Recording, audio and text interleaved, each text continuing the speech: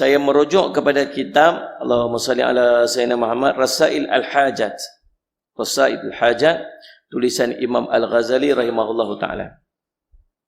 Dicadangkan oleh Imam Ghazali untuk membaca surah Al-Insyirah pada rakaat pertama dan surah Al-Fil pada rakaat yang kedua. Kadang-kadang kita tak tahu duk nak baca surah apa. Ni kita tengok ulama tolong cadang kat kita. Imam Ghazali cadang, baca rakaat pertama surah Insyirah, rakaat kedua surah Al-Fil. Telah sampai kepadaku riwayat daripada ramai kalangan arbabul qulub, orang-orang yang dapat mendidik hati mereka, bahawa sesiapa yang membaca surah Al-Fatihah dan surah Al-Insyirah pada rakaat pertama dan surah Al-Fatihah dan suratul Fil pada rakaat kedua dalam solat sunat fajar sebelum daripada subuh, dia akan selamat daripada kejahatan orang yang zalim dan musuh-musuhnya. Kalau ada orang nak buat khianat kat kita, ada orang nak buat zalim kat kita, ada orang nak buat tak baik kat kita, Allah akan selamatkan kita. Syarat dia beramal macam yang Imam Ghazali cadang kat kita. Rakaat pertama baca surah Al-Insyirah, rakaat kedua baca suratul Fil. Nak faham tuan-tuan surah apa? Dua alam. Dua alam kan?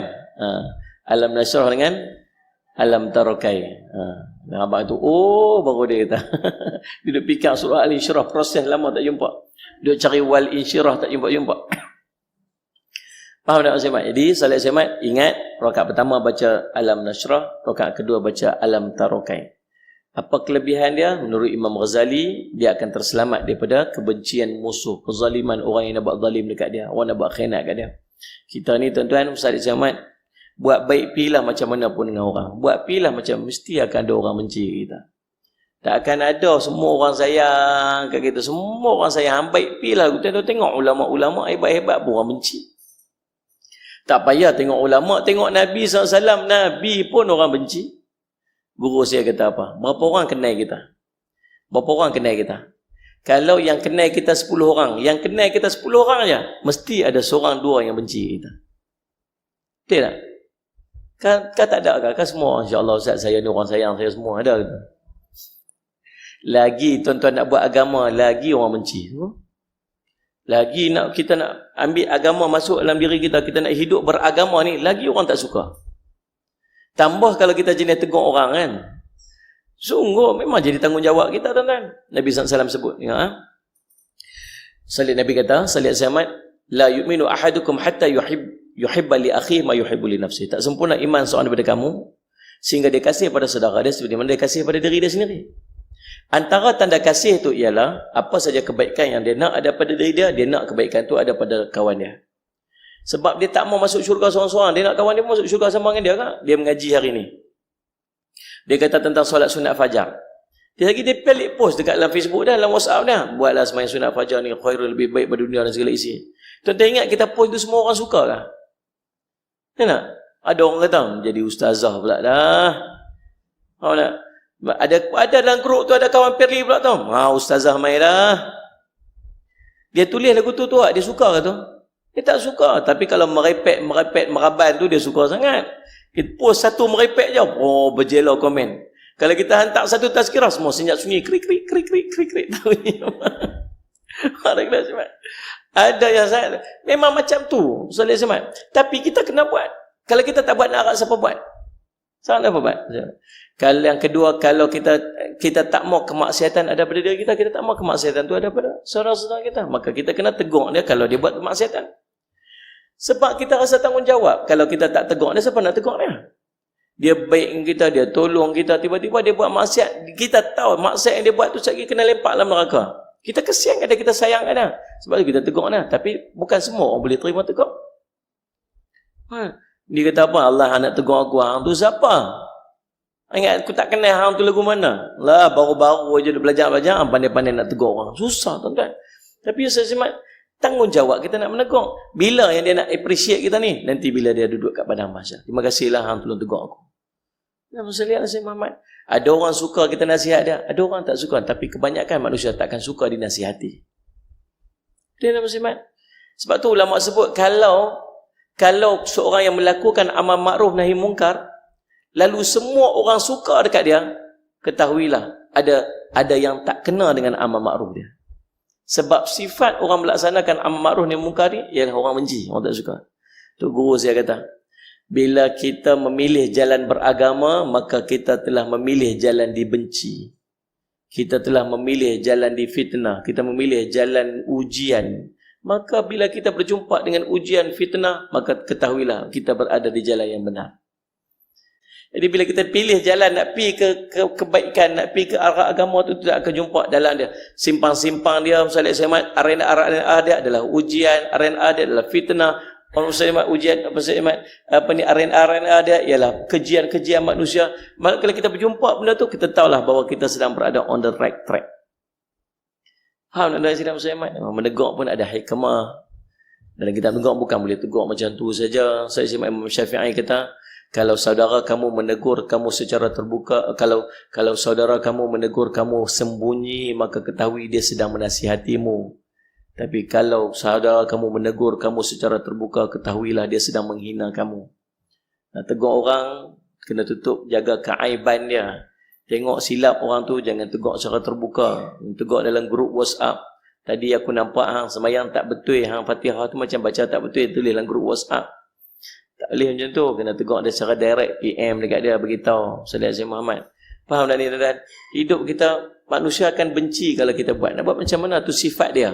Nabi SAW pun dibenci. Nabi pun kena fitnah, Nabi pun kena ujian. Sabar tuan-tuan. Tuan-tuan, kalau tuan-tuan kena uji, tuan-tuan kena ingat lagu ni. Kita duduk dalam keadaan ni, kita duduk dalam keadaan memilih jalan ni, ujian kamai. Lalu tuan-tuan kena buat lagu mana? Sallallahu alaihi wasallam tuan-tuan. Yang pertama tuan-tuan kena ingat, ini kasih sayang Allah kat kita. Kasih sayang Allah. Sebab Allah tak mau kita hanyut. Hidup kita ni ibarat layang-layang. Tuan-tuan tahu tak? Tuan-tuan tahu downhill. Dunia umpama neraka, hidup ibarat layang-layang. Zaman sekolah dulu pandai tu. Jadi saya sungguh memang hidup kita ni macam layang-layang. Allah lepas, ada time Allah lepas, ada time Allah tarik balik. Sebab kat layang-layang kalau kita lepas saja dia akan jadi apa? Jatuh. Ini buat macam mana? Dia lepas sikit, tarik sikit. Lepas sikit, tarik sikit. Supaya kita ni tuan-tuan, bila keadaan kita lelah sikit, Allah nak peringat kita balik. Allah bagi ujian sikit, kita ingat balik ke Allah. Kita mula angkat tangan balik. Kita balik sembahyang balik. Faham tuan-tuan Ustaz Syamad? Yang keduanya tuan-tuan, Salih Syamad, Allah nak test kita, nak tengok kita ni mampu ataupun tidak untuk pergi ke peringkat berikutnya. Sebab dalam hidup kita, tingkatan keimanan kita ni dia berperingkat-peringkat. Dia bertingkat-tingkat-tingkat. Bertingkat alam wasahlan, Tuan Guru kita sudah sampai. Berperingkat-peringkat. Nak pergi satu level kepada satu level yang lain, dia ada periksa, ada exam dia. Kita daripada sekolah rendah nak masuk sekolah menengah, dia mesti jumpa UPSR dulu. Nak PT3, nak PT4, dia ada pula PT3. Sekali dia ada SPM. Semua tuan-tuan tu ujian-ujian yang perlu dia lepasi untuk dia masuk dekat sana. Kadang-kadang bila kita sampai satu peringkat dulu, kita bukan macam ni. Dulu kita duduk dalam maksiat. Dulu kita duduk dalam keadaan kita tak ingat Allah, kita tak kenal Allah. Faham tak Maksud Ahmad? Waktu tu kita rasa macam hidup kita lapang saja. Kemudian bila tiba-tiba dapat hidayah, kita naik satu peringkat. Dapat itu hidayah, kita naik satu peringkat dah. Dalam nak naik peringkat ni Allah uji lu. Nak tengok kita lepas ataupun tidak. Kita dah terlepas ujian pertama. Masuklah kita ke peringkat kedua. Duduk peringkat kedua nak pergi peringkat ketiga, Allah uji lagi. Lepas yang ni kita naik peringkat ketiga.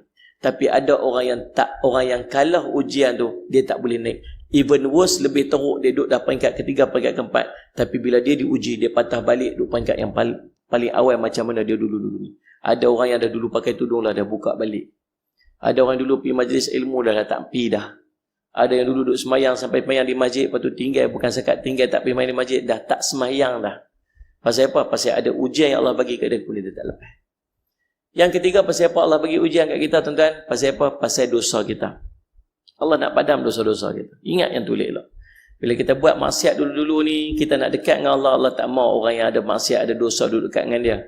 Maka Allah bagi sikit ujian kat kita untuk menggugurkan dosa-dosa. Sampai kepada orang yang kena cucuk dengan jaruk, cucuk dengan duri pun kata Nabi SAW akan menggugurkan dosa.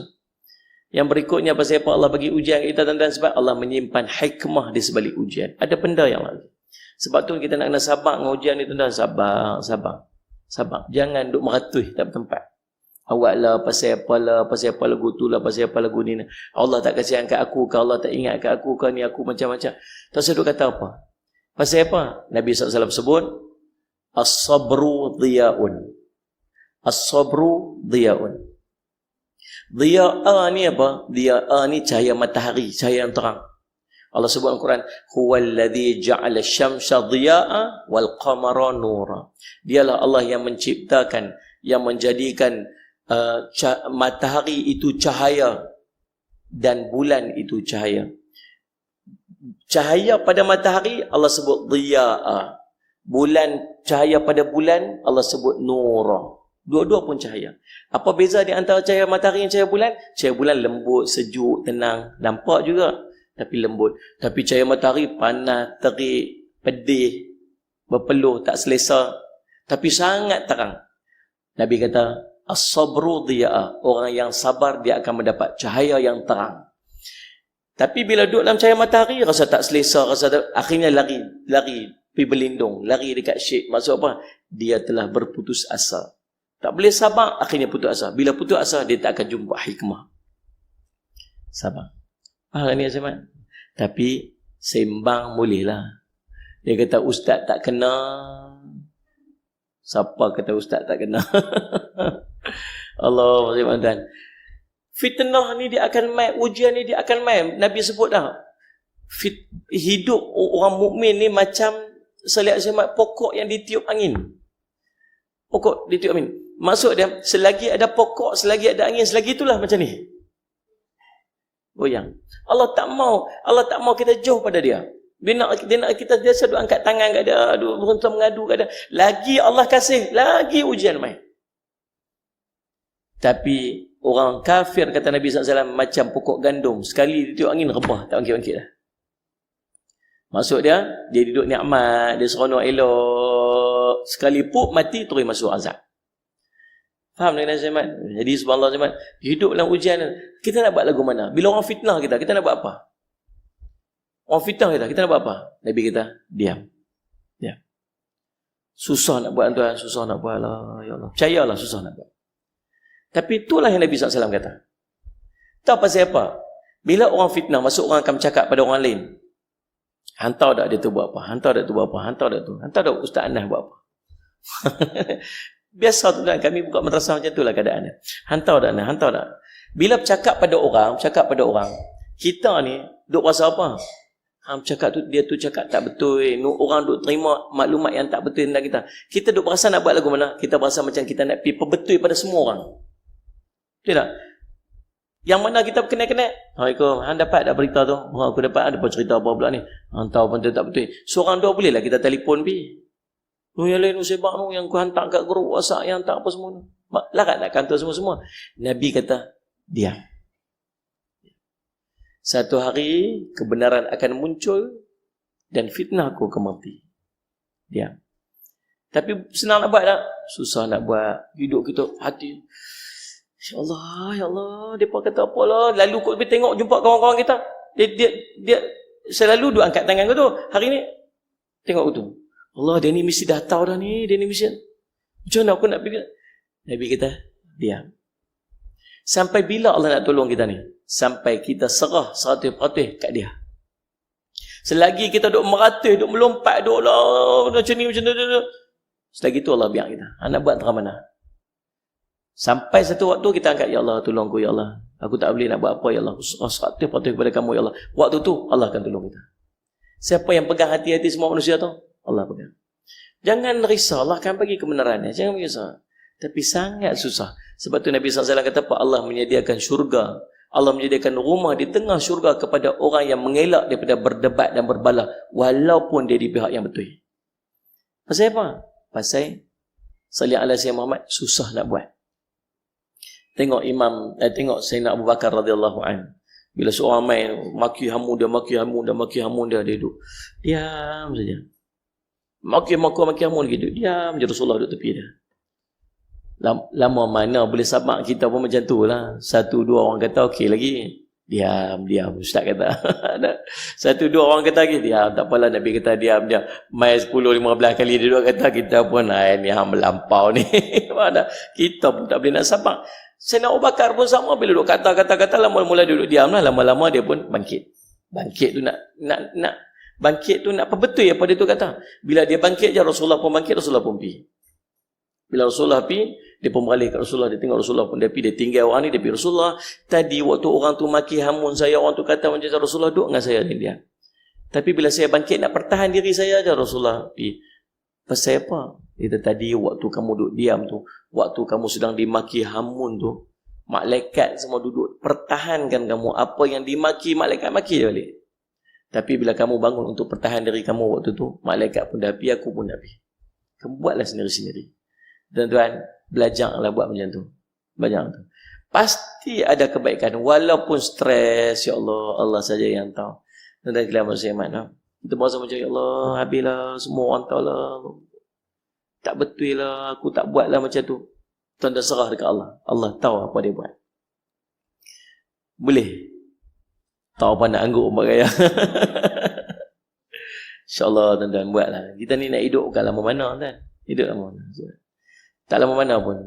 Tuan-tuan duduk kelang kabut. Ulama sebut, bila kita berhujah dengan orang yang fitnah kat kita, kita akan menyebabkan dia menambah dosa dia. Dia buat cerita kat kita A, B, C, D, E dia kata. Dia buat cerita kita A, B, C, D, E. Kita tahu A pun tak betul, B pun tak betul, sampai E pun semua tak betul. Maka kita pergi buat berhujah kat dia. Kita pergi, mai ni nak jumpa hang. Panggil semua orang mai dengar ni. Ni aku nak abang ni. Panggil dia buka situ. Ataupun dia tak mai. Kita pun buat panggil semua. Tahu dah apa yang dia kata tu? Dia kata tu tak betul gini. A pun tak betul, B tak betul, B tak betul, C tak betul, semua tak betul. Ini fakta-fakta ini. Dia, bila dia buat fitnah kat kita, maksud dia nak menjatuhkan kita. Tiba-tiba bila tiba-tiba kita kata dia tak betul, apa yang akan jadi? Orang akan beralih kat dia. Oh, hang yang buat fitnah rupanya. Apa yang dia akan buat? Dia akan buat fitnah yang baru. Betul tak ni? Dia buat pula GHIJK apa tu. Dia buat cerita baru pula. Waktu kadang kita sedang encourage dia untuk tambah kemaksiatan dengan fitnah-fitnah yang baru ni. Tuan-tuan pergi berhujah pula yang HIJK apa semua tu pun tak betul juga. Tak betul. Tak apa. Nanti dia buat MNO, PQRS pula. Sampai bila pun tak habis, benda tu akan berpanjang lagi. Akhirnya kita lah tak senang duduk nak buat kerja pun tak boleh. Nak pergi buat kerja pun tak boleh, nak pergi dakwah pun tak boleh, nak pergi mengaji pun tak boleh, duduk sibuk tiap hari, duduk stres, akhirnya sakit-sakit gitu ya. Duduk diam. Bila diam, dia akan reda. Peganglah dengan janji Nabi SAW. Maka tuan-tuan, kita tak akan terlepas daripada kebencian manusia kat kita. Lagi ramai orang kenal kita, lagi ramai orang benci kita. Kalau 20 orang kenal kita, 10 orang kita kata, 10 orang, ada 2 orang yang benci kita. 20 orang, kalau ada 20 orang, dah berapa orang? Dah 4 orang. Kalau 100 orang, dah 10 orang. 20 orang. Itu yang ni sebab. Kalau 1000 orang kenal kita, tambah Rahman TV. Ramai lagi orang kenal dia. Mana sebab? Kenal Rahman TV. Dia kata, ni daripada Malaysia ke daripada India? Tuan-tuan, kalau 1000 orang ikut dia, maksud dia, ada 400 orang yang benci dia. Kalau 10,000 orang kenal, macam Ustaz Anas tengok. Satu apa tak kenal dia? Satu Malaysia kenal dia. Bukan satu Malaysia, sedunia kenal dia. Kan? Kalau 10,000 orang kenal dia, maksud dia, ada 4,000 orang yang benci dia. 4,000 orang boleh buat macam-macam. Tidak ni? Habis larat kan kita nak cover yang 4,000 orang ni? Nak counter 4,000 orang? Tak larat. Bukan kerja kita. Terserah ke Allah. Biar Allah buat kerja dia. Kita buat apa? Kita duduk diam. Tawakal Allah, serah diri kita sepenuhnya kepada Allah. Maka Allah akan tolong betul kita tu. Jangan risau. Dan di antara amalan untuk mengelak kebencian manusia, bukan mengelak kebencian, mengelak kezaliman manusia yang orang benci pada kita. Maka Imam Ghazali ajak ke kita, amalan dia apa? Bangkit pagi 2 rakaat sebelum dengan subuh. Rakaat pertama baca surah Al-Insyirah, rakaat kedua baca surah Al-Fil. Boleh? Panjang nak cerita tentang baca 2 rakaat tu ya. Oh tuan, ni cerita daripada hati. Cerita daripada hati. Kita buat-buat madrasah ni apalah orang tak kata. Orang kata macam-macam tuan. Macam-macam orang fitnah macam-macam. Selagi kita tahu apa kita buat, selagi kita tak khianat, selagi kita buat betul, kita nak risau apa? Kita nak risau apa? Bukan orang nak bagi pahala kat kita. Bukan orang nak kata kita bagus. Orang takkan kata kita buat baik. Baiklah. Buat baik pun orang kata tak elok. Buat jahat apatah lagi orang kata tak elok. Baik kita buat baik.